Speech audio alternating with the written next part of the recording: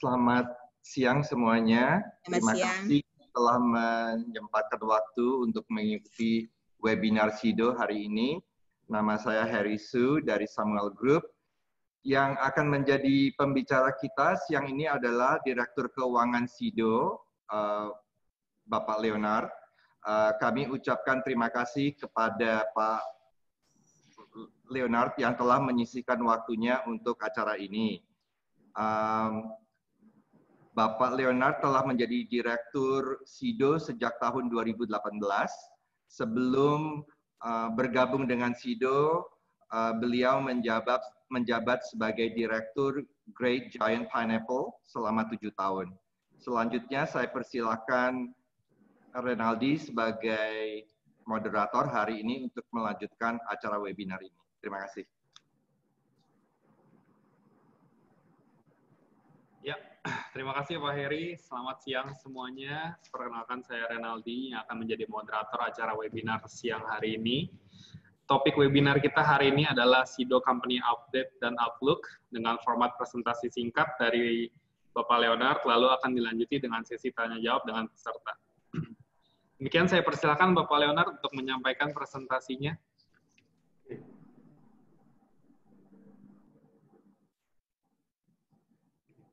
Selamat sore, semoga Bapak Ibu semuanya tetap sehat selalu. Sebelumnya saya ucapkan terima kasih kepada Samuel Sekuritas yang telah menjadi tuan rumah dan menyelenggarakan telekonferensi SIDO Muncul pada hari ini. Pada sore hari ini saya akan memberikan beberapa update terkait kinerja bisnis dan keuangan SIDO Muncul hingga semester pertama tahun 2020 yang kemudian akan dilanjutkan dengan sesi tanya-jawab. Saya akan mulai dengan sedikit pengenalan tentang SIDO Muncul. SIDO Muncul merupakan perusahaan jamu terbesar dan termodern di Indonesia. SIDO memiliki pengalaman lebih dari 70 tahun di industri herbal dengan formulasi yang diwariskan dari generasi ke generasi. Kami memiliki lebih dari 300 produk SKU dengan brand equity yang kuat dan telah menjadi top of mind di konsumen Indonesia. Produk kami dikonsumsi oleh seluruh lapisan demografi masyarakat dari semua tingkat pendapatan, gender, dan umur. Selain produk-produk yang atraktif, seiring dengan perkembangan tren herbal dewasa ini, kami juga memiliki kinerja finansial yang solid. Profitabilitas kami dengan NPAT, Net Profit After Tax Margin, sebesar 28%, merupakan salah satu yang tertinggi dan terbaik di antara perusahaan-perusahaan farmasi dan konsumer yang tercatat di IDX, serta posisi kas bersih yang kuat tanpa adanya hutang finansial atau zero debt.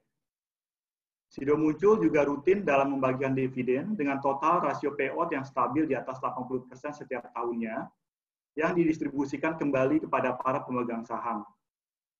Sejumlah penghargaan juga diberikan kepada kami dari beberapa instansi, mulai dari penghargaan terkait bidang lingkungan hidup dan sosial, seperti Proper Hijau, dari Kementerian Lingkungan Hidup dan Kehutanan selama 4 tahun berturut-turut, penghargaan terkait produk-produk dan brand SIDO Muncul seperti Indonesia Living Legend Brand, Indonesia Best Brand, Top Brand, dan lainnya, hingga penghargaan-penghargaan atas kinerja dan performa bisnis SIDO Muncul, seperti Forbes Best of the Best Companies di tahun 2019 dan 2016, dan penghargaan yang paling terbaru yang akan kami terima pada hari ini, yaitu Top Performing Listed Companies 2020, kategori kapitalisasi pasar, 5 hingga 20 triliun rupiah dari majalah Investor.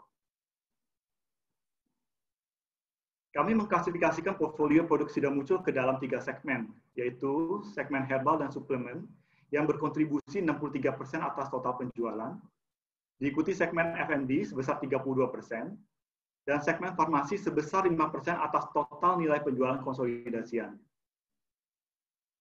Pada segmen herbal dan suplemen, kami memiliki produk jamu cair modern yang telah dikenal oleh masyarakat luas, yaitu tolak angin, yang merupakan market leader sebesar 70% di kategori obat herbal masuk angin. Sementara itu, di segmen F&B, kami memiliki produk minuman energi serbuk, yaitu Kuku Bima Energy, yang merupakan pelopor minuman energi dengan berbagai macam rasa buah. Untuk memproduksi semua produk-produk SIDO Muncul, fasilitas produksi kami dilengkapi dengan mesin-mesin yang berteknologi modern dan terupdate, sehingga proses produksi dapat dilakukan dengan efisien. Fasilitas produksi kami telah dilengkapi sertifikat terstandar seperti CPOTB, cara pembuatan obat tradisional yang baik, dan juga CPOB, cara pembuatan obat yang baik, yang merupakan standar untuk industri farmasi. Menjaga mutu kualitas produk adalah salah satu kunci yang kami pegang untuk menjaga kepercayaan konsumen. Sido Muncul memiliki jaringan distribusi yang luas dengan total 122 distributor yang mencakup sekiranya 2 juta poin of sales di seluruh Indonesia.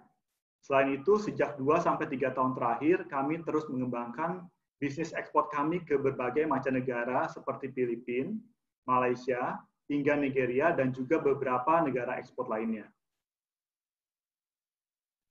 Selanjutnya, saya akan membahas update terkait bisnis dan kinerja keuangan Sido Muncul hingga semester pertama tahun 2020.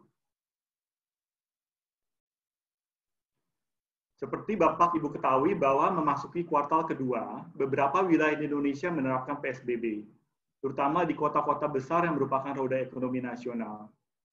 PSBB di Indonesia dilaksanakan selama 2 bulan, yang akhirnya dilonggarkan kembali memasuki bulan Juni di beberapa wilayah. Masa PSBB ini membuat kegiatan ekonomi dan aktivitas bisnis hampir berhenti secara total, dan banyak masyarakat yang secara ekonomi terdampak. Khususnya kelas pendapatan menengah ke bawah, sehingga daya beli masyarakat mengalami penurunan. Dampak dari pemberlakuan PSBB ini menyebabkan ketidaknormalan, khususnya pada momen Hari Raya Idul Fitri. Berkurangnya pendapatan masyarakat ditambah adanya larangan mudik yang merupakan tradisi Lebaran, memberikan dampak penurunan ekonomi yang nyata secara nasional, karena pada saat Idul Fitri, biasanya masyarakat melakukan pengeluaran besar tahunan. Indeks penjualan real dalam kurun waktu 3 bulan terakhir mengalami kontraksi, negative growth. Hal ini juga senada dengan indeks keyakinan konsumen yang berada di bawah level 100, yaitu zona pesimis. Kondisi ini menyebabkan kinerja bisnis dan usaha pada momen Hari Raya Idul Fitri mengalami penurunan di semua sektor dan industri, termasuk juga Sido Muncul. Memasuki bulan Juni, PSBB di beberapa kota besar, khusus Jakarta, sudah mengalami pelonggaran. Pertokoan, perkantoran, hingga mal sudah mulai dibuka dengan standar yang baru atau new normal, membuat aktivitas bisnis berangsur-angsur berjalan kembali. Namun kami melihat pemulihan ini tidak akan berlangsung secara cepat. Belanja konsumsi masyarakat juga masih akan ditekan, terutama kelas menengah bawah yang baru saja mendapatkan mata pencaharian atau sumber pendapatannya kembali. Sedangkan untuk kelas menengah atas, mereka masih memiliki persediaan barang konsumsi yang masih tersedia dari pantry stocking yang telah dilakukan bulan-bulan sebelumnya. Ekspektasi kami yaitu masyarakat membutuhkan waktu setidaknya 3 bulan ke depan untuk pulih dan kembali ke aktivitas belanja normal mereka, dengan catatan kasus COVID-19 dapat ditangani dengan baik dan tidak terjadi PSBB kembali. Sepanjang kuartal kedua tahun 2020, Sido Muncul telah meluncurkan beberapa varian dan produk baru yang menambah koleksi produk baru yang telah diluncurkan pada kuartal sebelumnya. Beberapa produk atau varian baru yang diluncurkan pada kuartal kedua, yaitu produk baru SMA yang merupakan obat herbal untuk gangguan lambung, tolak linukul, minyak oles aromaterapi untuk meredakan nyeri otot dan nyeri sendi dalam bentuk roll-on, produk baru Sido Clean hand sanitizer, tolak angin cair anak dalam bentuk botol kaca, minuman serbuk vitamin C 1000 rasa jeruk, minuman serbuk Kuku Bima Energi vitamin C 1000 mg, produk baru suplemen CSA yang mengandung ekstrak karkol 100 mg yang berfungsi sebagai detoksifikasi untuk menjaga daya tahan tubuh dan memelihara kesehatan. Ditambah dengan produk-produk safe gel kapsul yang sudah kita luncurkan sebelumnya pada kuartal pertama dengan 7 produk varian, Sido Muncul telah meluncurkan kurang lebih 14 produk atau varian baru hingga semester pertama tahun ini. Produk baru Sido Muncul ini kita bisa dapatkan melalui online store, melalui Tokopedia, Shopee, dan juga sidomunculstore.com. Dari sisi operasional, Sido tidak mengalami kendala selama PSBB. Fasilitas produksi kami masih berjalan secara normal. Persediaan bahan baku produksi juga masih pada level yang aman. Selama kuartal kedua, kami melakukan antisipasi risiko atas supply chain bahan baku yang mengakibatkan peningkatan inventory days menjadi 105 hari, terutama di raw material. Di sisi lain, kolektabilitas piutang kami tidak terdapat kendala yang berarti dan masih terkoleksi dengan baik. Sementara pembayaran utang masih stabil. Untuk meningkatkan keamanan dan mutu kualitas produksi SIDO muncul, kami mengimplementasikan protokol kesehatan dan keamanan yang ketat di seluruh area kerja kami dan terutama di pabrik. Kami memasang thermal scanner untuk mendeteksi suhu badan, serta membuat lorong bilik sterilisasi untuk setiap karyawan dan pengunjung yang memasuki area pabrik SIDO muncul. Dari segi distribusi, channel modern trade atau MT menjadi pilihan utama para konsumen untuk berbelanja kebutuhan produk mereka. Sementara itu, General Trade atau GT mengalami penurunan aktivitas bisnis yang cukup signifikan, terutama selama masa PSBB. Saat ini, kontribusi penjualan SIDO muncul via MT telah mengalami kenaikan menjadi sekitar 15%, dari akhir tahun lalu hanya sekitar 10%. Hingga semester pertama tahun 2020, penjualan SIDO masih bertumbuh sebesar 3,5%. Kinerja positif ini masih didorong oleh pertumbuhan penjualan domestik yang relatif stabil dari first Q 2020, yaitu hanya single digit growth sebesar 7%. Permintaan domestik atas produk-produk minuman kesehatan seperti minuman serbuk vitamin C1000, minuman jahe-jahean seperti susu jahe, kopi jahe, jahe wangi, mengalami peningkatan yang signifikan di kuartal kedua, mendorong penjualan segmen F&B tumbuh sebesar 16%. Sementara itu, penurunan penjualan ekspor terutama di Filipina menjadi pembeban kinerja penjualan segmen herbal di sepanjang semester pertama tahun 2020. Sehingga segmen herbal mengalami penurunan sebesar 2%, namun sebenarnya di segmen domestik herbal masih tumbuh. Pertumbuhan positif juga dicatatkan segmen farmasi yang tumbuh sebesar 6% di first half 2020 dibandingkan tahun sebelumnya. Total kontribusi penjualan ekspor hingga first half 2020 relatif flat dari first Q 2020 yaitu sebesar 2%. Dari 3 fokus negara ekspor, Malaysia menunjukkan pemulihan yang menjanjikan. Meskipun Filipina juga sudah melonggarkan kebijakan lockdown, namun kasus COVID-19 yang terus bertambah masih terdapat dampak resiko sosial ekonomi. Sementara untuk Nigeria, selain dampak dari COVID-19, proses penambahan distribusi baru diharapkan baru bisa dimulai jika dilihat kondisi dan situasi lebih jelas. Pada first half 2020, Malaysia merupakan kontributor utama penjualan ekspor. Dan untuk tahun 2020, SIDO hanya menargetkan kontribusi penjualan ekspor sebesar 2% dikarenakan kondisi global yang masih belum menentu. Laba kotor first half 2020 tumbuh sebesar 3% year on year. Sementara margin laba kotor first half 2020 stabil pada level 54% dibandingkan dengan periode yang sama tahun sebelumnya. Laba operasi tumbuh sebesar 7% di first half 2020 didorong oleh penurunan OPEX sebesar 5% yang disebabkan dari strategi efisiensi yang diharapkan. Rasio biaya iklan dan promosi terhadap penjualan pada semester pertama ini sebesar 8%, jauh di bawah target maksimumnya sebesar 10% terhadap penjualan. Walaupun dalam kondisi saat ini yang kurang menentu, SIDO masih membukukan pertumbuhan penjualan laba operasi. Pada first half 2020 ini, pertumbuhan laba bersih juga masih cukup bagus, sebesar 11%. Inisiatif dan juga strategi bisnis untuk semester kedua tidak akan jauh berbeda dengan apa yang telah kami implementasikan pada semester pertama. Penjualan domestik masih akan menjadi pendorong utama untuk sisa akhir tahun ini, dengan penetrasi DMT dan juga memanfaatkan dengan baik momentum pemulihan di GT. Efisiensi pada OPEX juga akan terus dijaga dengan rasio biaya iklan dan promosi di bawah 10% atas penjualan. Dengan demikian, untuk kinerja tahun 2020 ini, kami menargetkan pertumbuhan low single digit pada penjualan dengan pertumbuhan paling sedikit sebesar 10% pada laba bersih, di mana kami merevisi naik target tahun ini dari revisi terakhir di kuartal pertama tahun yang sebelumnya yang hanya menargetkan flat growth pada top line dan pertumbuhan single digit pada laba bersih. SIDO muncul juga turut serta berpartisipasi dalam memberikan bantuan kepada para tenaga medis dan juga kelompok masyarakat yang terdampak secara sosial ekonomi akibat COVID-19. Kami berkomitmen untuk memberikan donasi dengan total senilai 15 miliar rupiah yang akan digunakan untuk penyediaan perlengkapan medis bagi tenaga medis dan juga dalam bentuk bantuan sosial. Sekian bisnis update dengan financial highlight SIDO muncul untuk semester pertama tahun 2020. Terima kasih. Terima kasih Pak Leonard atas penyampaiannya yang sangat menarik dan informatif. Nah, sebelum kita lanjut ke sesi tanya jawab, akan saya jelaskan terlebih dahulu bagaimana untuk dapat berinteraksi selama webinar. Bagi para peserta yang ingin mengajukan pertanyaan, dapat langsung menekan tombol raise hand, atau bisa diketik dan disampaikan melalui fitur Q&A.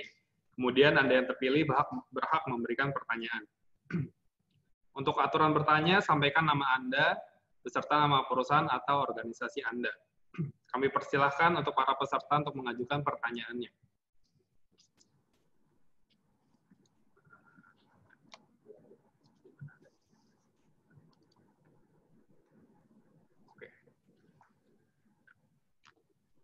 Pertanyaan pertama dari Gilang Chandra.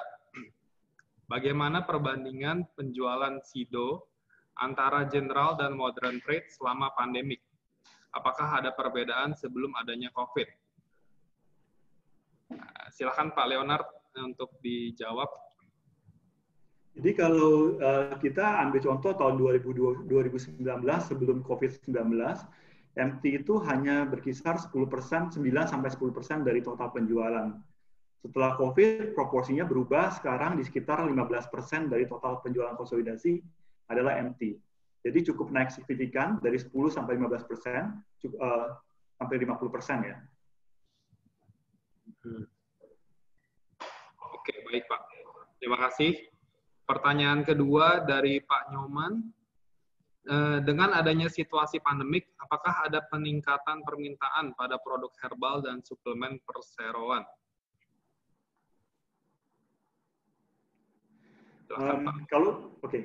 Kalau kita bicara herbal, sebenarnya produk-produk SIDO muncul banyak sekali yang sifatnya herbal. Cuman untuk SIDO muncul sendiri, saat ini kita klasifikasikan untuk herbal hanya tolak angin dan beberapa jamu dan beberapa suplemen vitamin. Peningkatan memang cukup banyak sekali peningkatan, terutama di vitamin dan suplemen. Juga untuk produk kita seperti ginger coffee, ginger milk, itu peningkatannya sangat signifikan ya dibandingkan tahun sebelumnya ya. Oke, masih baik berarti ya Pak ya. Pertanyaan ketiga dari Bapak Krisna Agung. Apakah Perseroan melakukan inovasi dan produk baru kembali di tahun ini? Bagaimana kinerja produk dan inovasi Perseroan di tahun 2019 selama ini? Untuk produk baru di tahun 2020, seperti yang saya sebutkan tadi, kita punya 14 produk. Target kita biasanya kita luncurkan 2 atau 3 produk baru setiap tahunnya. Nah, untuk tahun 2020 ini kita luncurkan 14 produk baru. Nah, seperti yang saya sebutkan sebelumnya, beberapa produk seperti soft gel, yang berupa vitamin D, Visio, juga tolak angin, tolak linu, acceptance dari masyarakat cukup bagus sekali, dan terutama produk-produk yang sifatnya herbal sangat gampang sekali untuk menjual. Ya, cuman sekali lagi untuk produk soft gel kita punya keterbatasan dari kapasitas produksi. Ya. Jadi saat ini mungkin hanya di sekitar 1-1,5% dari total konsolidasi bisa dikontribusikan dari soft gel. Soft gel itu dari tahun ini ya Pak? Iya, dari kuartal 1 2020 Pak. Kuartal 1 2020 ya. Ya. Kalau kinerja produk yang dikeluarkan Perseroan tahun 2019 gimana Pak? Tahun 2019 kan kita keluarin susu jahe coklat di 2019. Demand-nya cukup baik karena memang minuman yang bersifat jahe, demand-nya cukup baik sekali di tahun 2020 ini ya. Kalau dilihat F&B-nya kan naiknya 16% tahun 2020 ini, salah satunya dari minuman susu jahe. Oke, baik. Terima kasih Pak Leonard. Selanjutnya ada pertanyaan dari Ibu Olivia Laura. Melihat produk segmen herbal perusahaan yang telah mendominasi pangsa pasar, khususnya tolak angin, bagaimana strategi perusahaan untuk meningkatkan pendapatan produk dari segmen bisnis perusahaan lainnya, seperti F&B dan pharmaceutical yang masih berkontribusi rendah terhadap pendapatan? Oke, jadi menurut kita untuk tolak angin sendiri sebenarnya kita lakukan investasi di akhir tahun 2018. Dari kapasitas produksi yang 80 juta saset, kita meningkatkan menjadi 180 juta saset per bulan.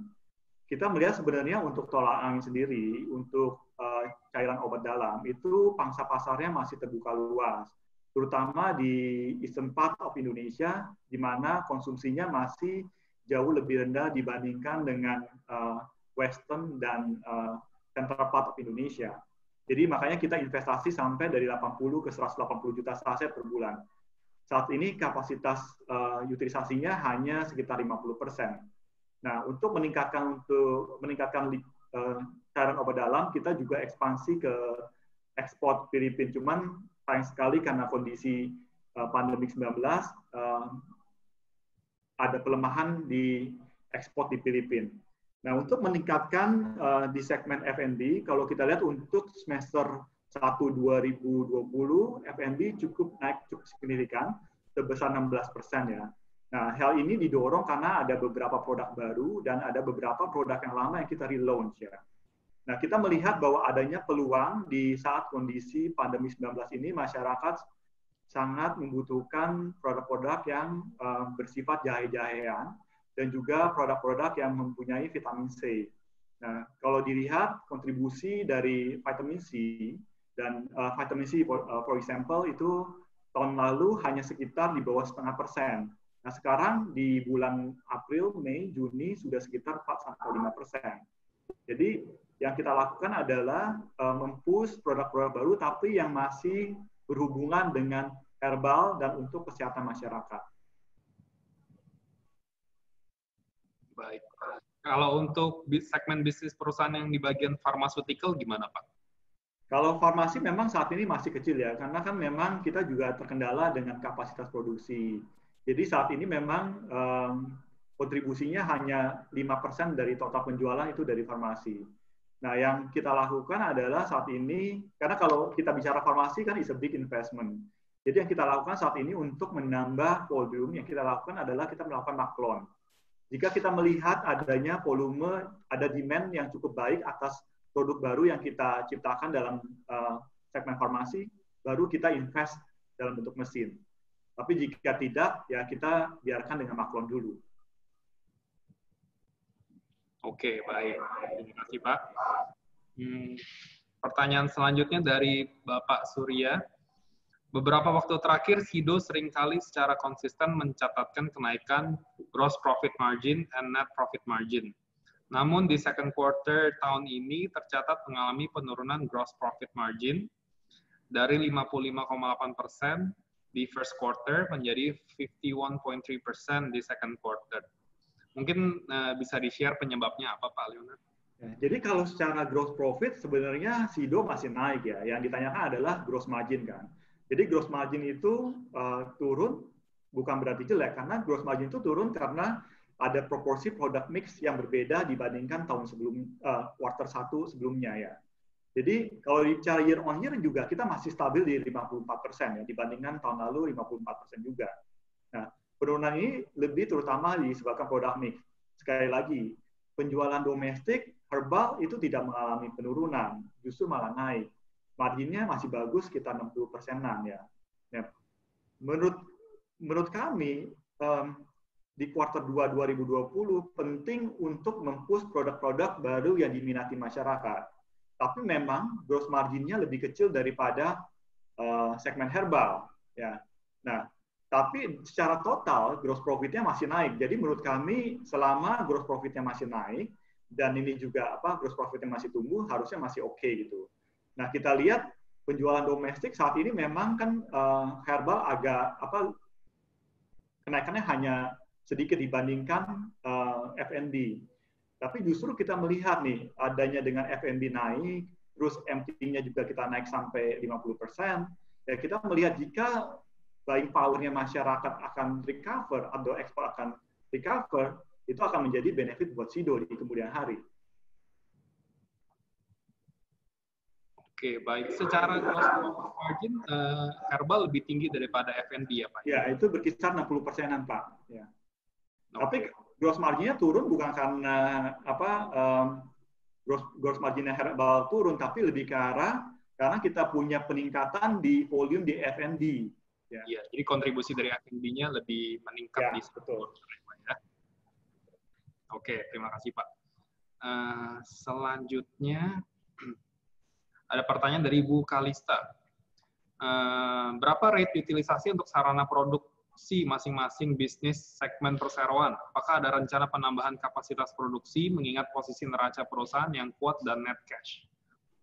Saat ini kita punya segmen herbal itu masih di sekitar 45%, 45-50%. Karena memang investasi kita yang cukup besar di tahun 2018. Jadi kita pikir bahwa untuk 3 tahun sampai 4 tahun ke depan tidak akan ada big project investment sampai 3 tahun sampai 4 tahun ke depan untuk segmen herbal ya.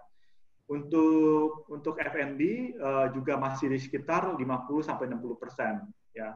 Karena ada penurunan di penjualan di Kuku Bima Energy Drink, tapi tahun 2020 ini karena kita punya peningkatan yang cukup bagus di vitamin C dan ginger coffee dan ginger milk, di mana segmennya itu merupakan powder drink. Jadi ada kenaikan utilisasi sampai 50-60% dan kita harapkan tidak ada big investment juga di tahun 3-4 tahun ke depan. Untuk farmasi kita masih wait and see karena saat ini kita hanya fokus di Central Java dan menurut kita lebih baik kita coba untuk maklon dulu. Jika memang ada acceptance yang cukup bagus baru kita akan lakukan investasi ya. Nah, saat ini memang investasi yang cukup besar akan lebih sedikit lah untuk 3 tahun sampai 4 tahun ke depan, dan mungkin kalau dilihat dari cash flow kita sebagian besar uang sisa dari cash flow from operation dipakai untuk pembayaran dividen, di mana tahun lalu kita meningkatkan dividen payout ratio, sebelumnya 80%, tahun lalu sekitar 90% ya. Oke, baik. Pertanyaan selanjutnya dari Bu Claris. Dengan adanya COVID, apakah perusahaan melakukan pengurangan advertising untuk mensupport laba operasional? Apakah ada rencana untuk melakukan lebih banyak direct maupun online marketing, Pak? Ya, memang efisiensi yang kita coba lakukan efisiensi di segala elemen cost. Cuman saya rasa semua setuju yang paling gampang kalau di perusahaan consumer goods untuk lebih diefisiensikan di A&P. Memang kita ada lakukan lakukan efisiensi di A&P. Target kita tahun 2020 sebenarnya hampir sekitar 13%, karena mengingat kita punya banyak new produk, kita juga akan ekspansi ke export country. Cuman melihat kondisi pandemik COVID-19, A&P kita turunkan sekarang hanya di 8% dari total penjualan ya. Terus untuk distribusi, memang kita sekarang lagi gencar untuk make sure availability di modern trade especially, make sure even kita juga nggak ragu untuk renting shelf space di MT, dan juga untuk di online store dan di e-commerce seperti Tokopedia, Shopee, produk kita semua sudah available. Oke, jadi sekarang fokusnya lebih ke MT dan online store ya, Pak ya? MT online store, tapi kita melihat bahwa sebenarnya GT juga saat ini begitu PSBB dibuka, wholesaler retailer memang sudah banyak yang sudah buka lagi seperti normal ya. Ya, kita berharap dengan daya beli masyarakat recover, terus distribusi di GT juga bisa meningkat, harusnya dua-duanya bisa meningkat lah. Karena memang kalau tidak bisa dipungkiri, di Indonesia sendiri 70-80% masih di GT ya. Ya. Oke Pak, terima kasih. Pertanyaan selanjutnya dari Bu Desi. Apakah ada bahan baku yang diimpor dan mengalami kesulitan supply karena adanya COVID?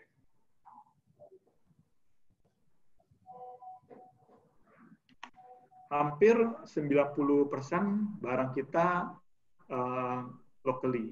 Walaupun ada beberapa yang mungkin impor, tapi kita belinya dalam rupiah di Indonesia juga. Jadi sedikit sekali yang import. Ada beberapa yang terkena impact dari US dollar, tapi kita melihat juga ada penurunan harga di beberapa material. Jadi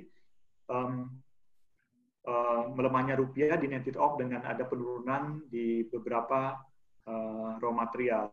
Untuk kesulitan import kita tidak ada masalah. Jadi sejak Februari 2020,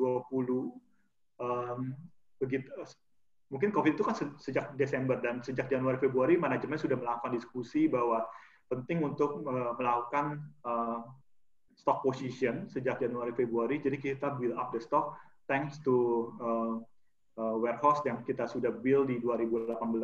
Kita we have enough warehouse untuk tampung stok selama 3-4 bulan ke depan. Nah, kalau kita lihat di neraca kita ada peningkatan di working capital, terutama di inventory, di raw material. Itu salah satu upaya dari kita untuk mensecure jangan sampai terjadinya disruption di dalam proses produksi kita. Oke, baik Pak. Terima kasih. Selanjutnya kita ada pertanyaan dari Bapak Octavius. Bagaimana pertumbuhan penjualan domestik di bulan Juli hingga minggu ketiga, Pak? Dari Pak penjualan domestik, Pak Oki ini kan kita baru bicara ini ya kuartal 3 ya, masih sangat apa tuh, it's too early to mention ya. Tapi we see that kalau dibandingkan bulan Mei ya jauh lebih bagus.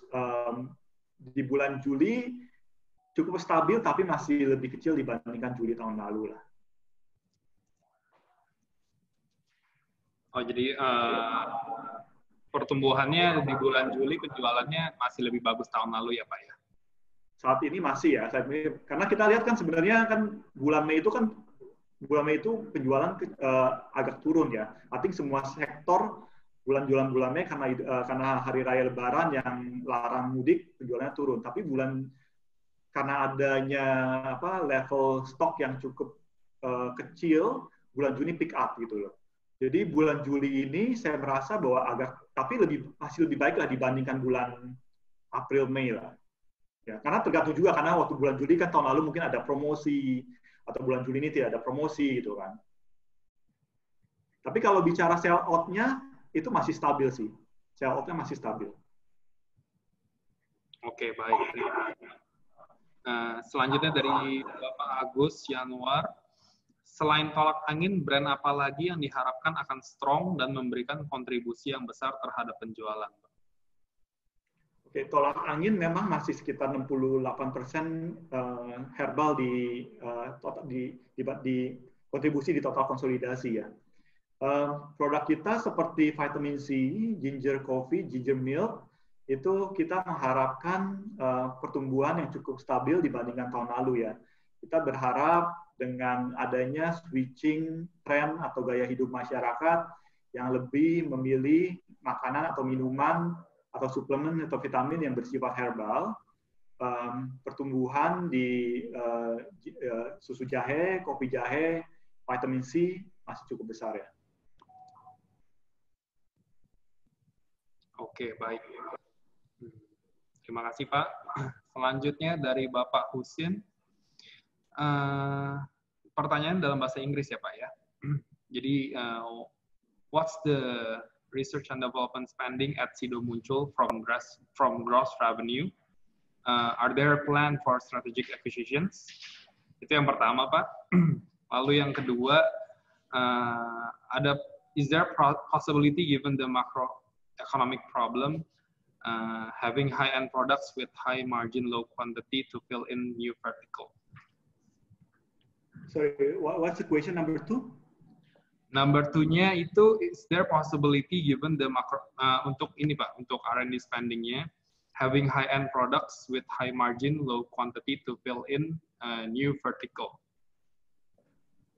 Okay, kalau in 2020, we always happy to see a new opportunity for acquisition, yeah. But we don't think it's easy to get a new target company, yeah. So for 2020, our main focus is how to make sure that the top line growth, and because we just have big investment in 2018, we have we have a capex for liquid herbal facility. It was 450 billion rupiah, and then the utilization is only like 40 to 50%. So we think that it is wise to focus more on how to grow the liquid herbal segment. Yeah. Your second question untuk R&D, ya. As I mentioned earlier, that we always have a target to launch 2-3 new products in the market. But currently, we think that we would like to more focus on the product that is not expensive, but we target more to the middle level and then the lower level income right now. Oke, terima kasih Pak. Jadi belum ada ya Pak ya untuk strategi acquisition untuk tahun ini dan kedepannya ya Pak ya. Baik, untuk pertanyaan selanjutnya dari Pak Baim. Adakah potensi perusahaan ambil loan untuk investasi pabrik pharmaceutical mengingat saat ini masih menggunakan skema McLoan? Bagaimana perbedaan gross margin divisi farmasi dengan menggunakan skema McLoan dengan investasi pabrik sendiri?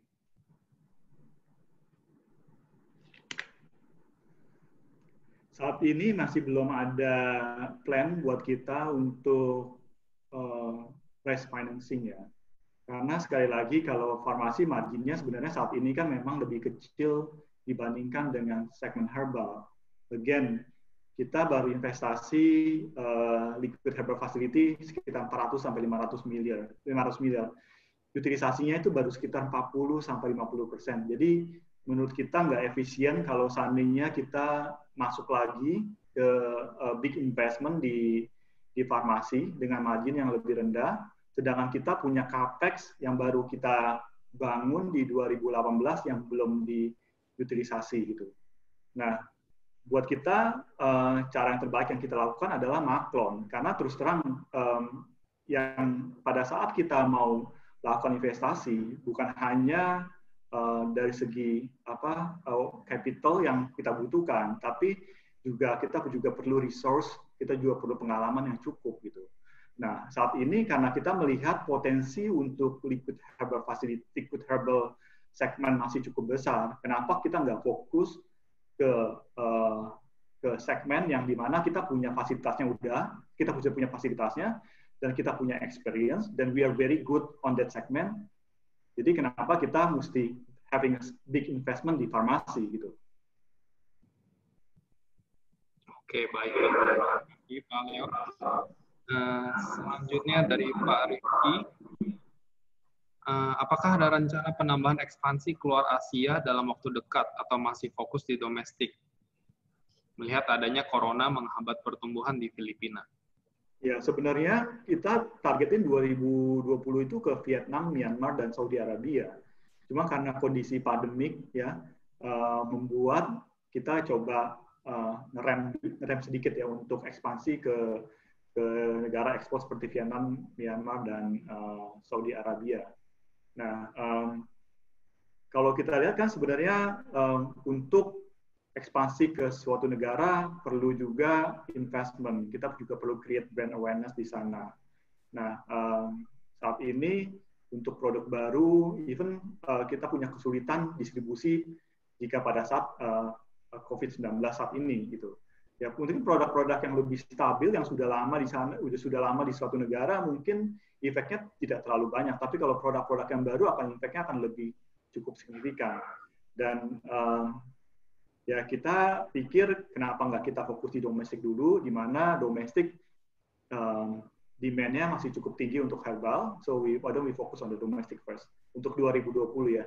Tapi begitu kita lihat pasar ekspor recover, ya kita berharap pertumbuhannya akan lebih cepat dan akan benefit buat Sido. Again, sekali lagi, kita punya R&B udah cukup bagus, naik 16%, MT sudah naik sampai 50%. Kalau ekspornya bagus dan buying power di domestik akan meningkat, akan menjadi benefit buat Sido yang cukup baik sekali. Oke, baik. Jadi tahun ini kita masih di pasar domestik ya, Pak ya? Ya, karena situasinya saat ini nggak gitu terlalu menguntungkan ya kalau di ekspor ini, karena kan ya kita tahu semua lah kondisinya seperti ini. Oke, thank you Pak. Pertanyaan selanjutnya dari Bapak Yosua. Bagaimana kompetisi di industri obat herbal? Dengan margin yang tinggi, seharusnya kompetitor juga akan bertambah. Jadi ini lebih ke market share kayaknya Pak ya. Oke.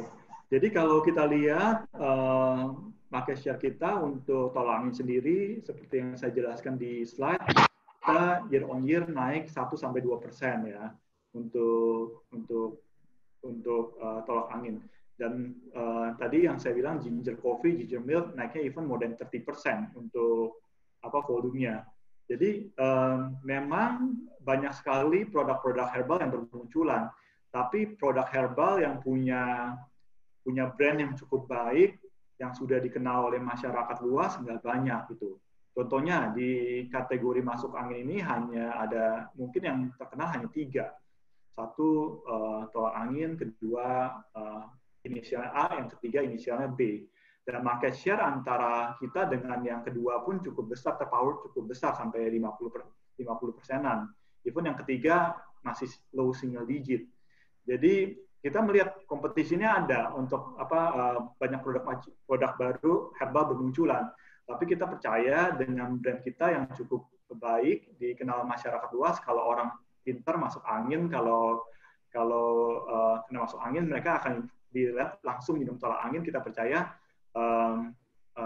penjualan herbal kita akan cukup stabil.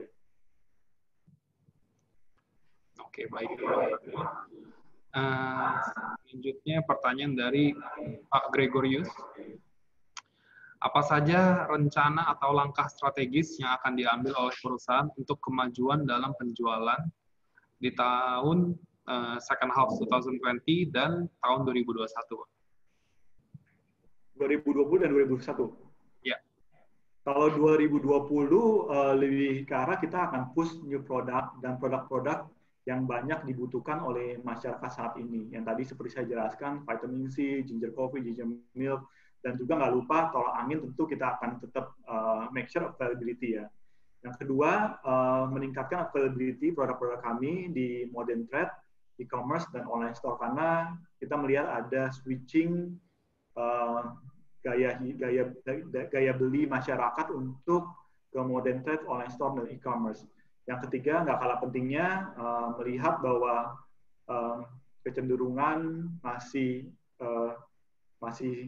lemahnya daya beli dari masyarakat. Tentunya yang harus kita lakukan, kita perbaiki adalah dari internal perusahaan sendiri, kita banyak melakukan cost efisiensi elemen di setiap elemen cost yang di Sido muncul ya. Untuk 2021 more or less the same, dan kita berharap ya 2021 begitu pandemi COVID-19 tentunya akan banyak pasar baru atau market baru yang akan kita tap. Oke, jadi untuk tahun ini masih peningkatan dari F&B kontribusinya ke penjualan masih lebih tinggi dibanding tahun lalu ya Pak ya. Jadi kita bakal expect gross margin untuk tahun ini lebih rendah gitu Pak ya. Secara gross margin mungkin lebih rendah ya, tapi gross profit akan tetap lebih tinggi. Sebenarnya karena kan kita berharap herbalnya sendiri kan nggak turun gitu loh. Ya. Herbalnya nggak turun, naik, tapi F&B akan naik lebih tinggi dibandingkan dari herbal. Karena didorong tadi vitamin C, ginger. Karena sebenarnya kalau tadi saya bicara ginger coffee, ginger milk, sebenarnya kan herbal juga. Cuma kita kategorikan dalam segmen F&B. Oke, baik Pak. Terima kasih. Selanjutnya dari Christopher. Dengan adanya peningkatan penjualan di tahun ini, apakah dividend payout ratio bisa di atas 100%?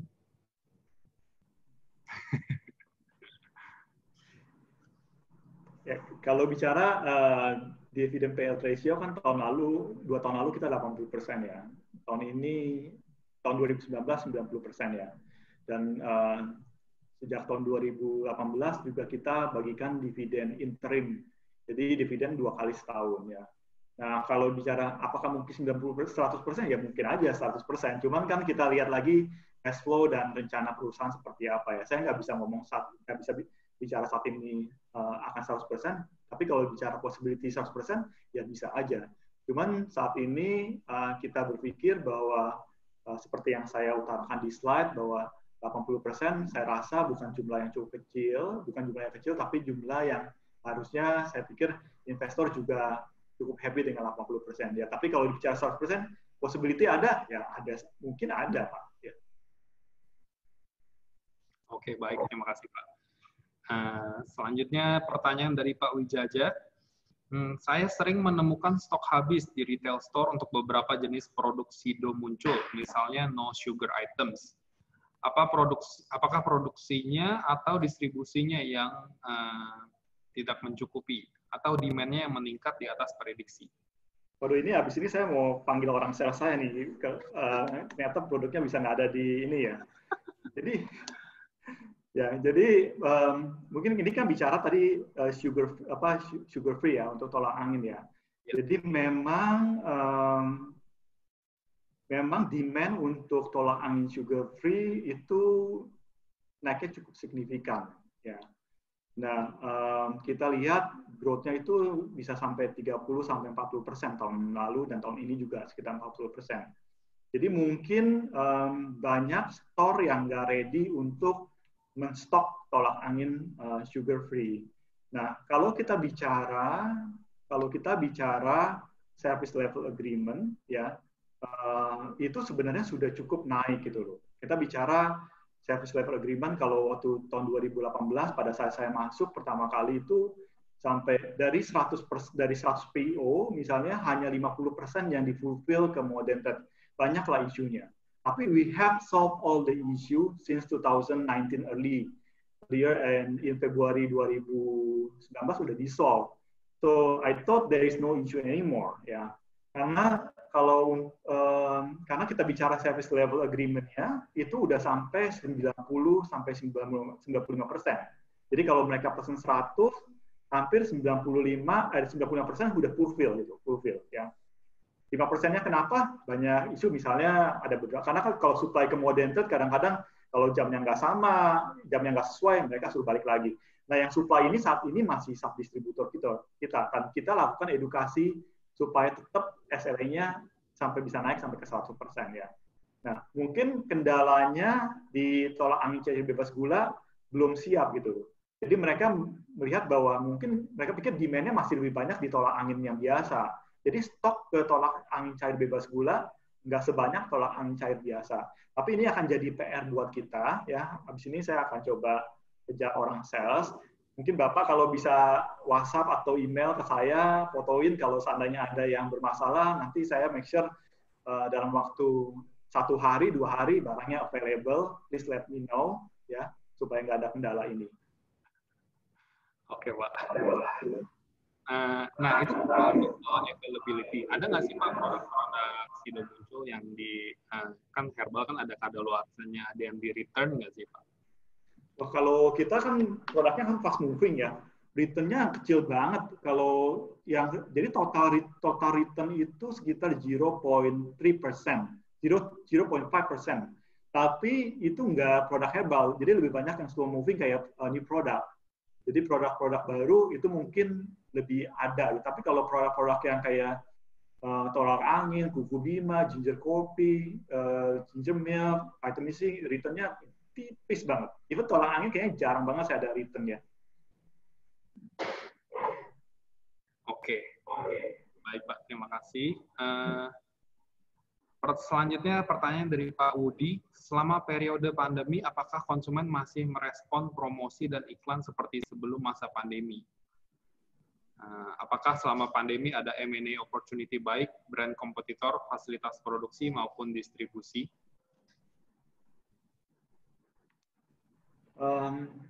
Tentunya untuk consumer goods ya kita nggak bisa lepas dari iklan ya. Kita rasa bahwa advertising and promotion is important even for tolak angin itself yang market share-nya sudah 72%.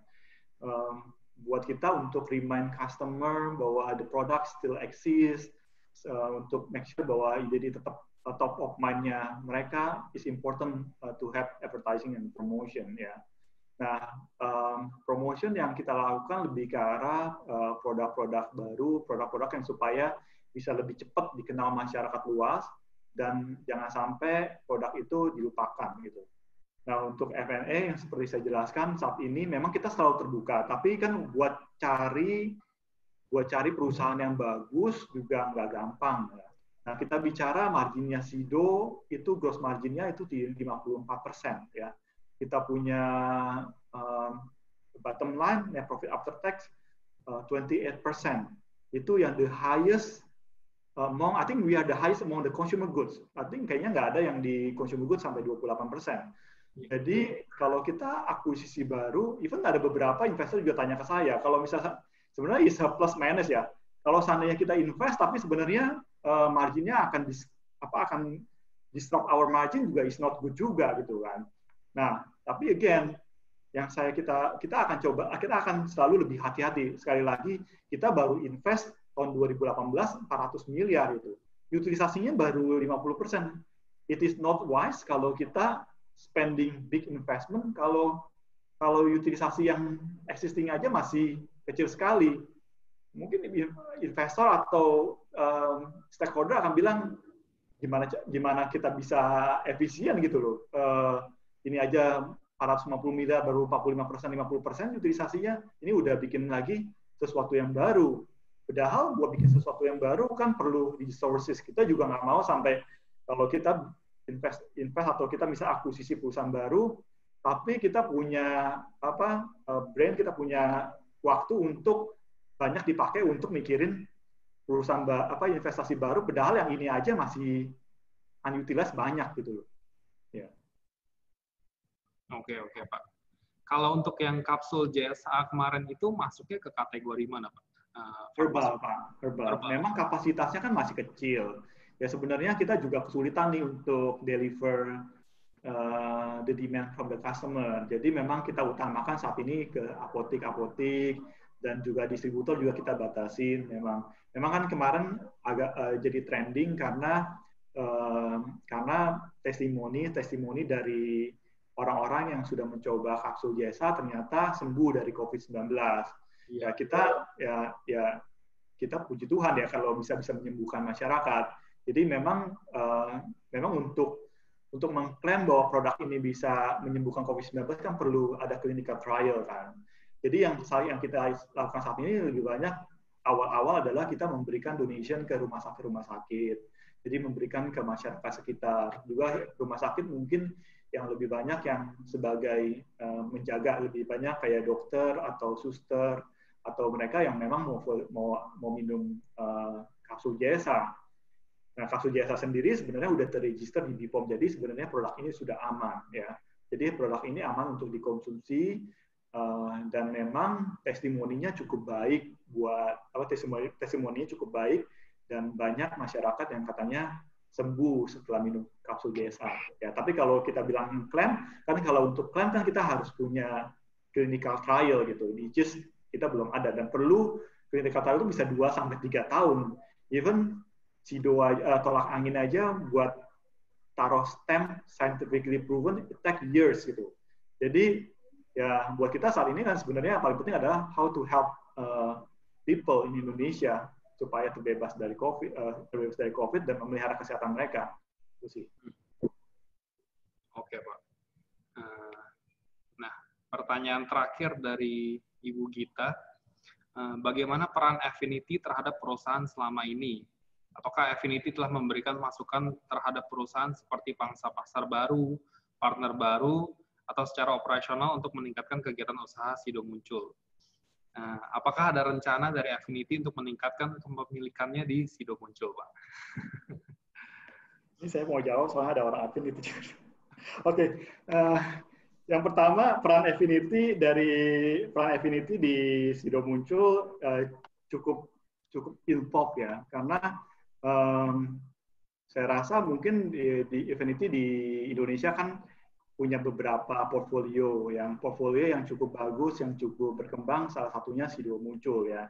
Nah, they placed two independent commissioner di Sido Muncul, Pak Roni BH dan Pak Erik Menandus. Untuk involvementnya sangat aktif sekali di board of director, BOC meeting, mereka selalu join dan mereka selalu kasih input dan suggestion. Tentunya kan mereka juga punya beberapa partnership di negara-negara yang lain. Jadi kalau ada opportunity apa, mereka pasti akan coba matchingin dengan portfolio mereka di negara-negara lain.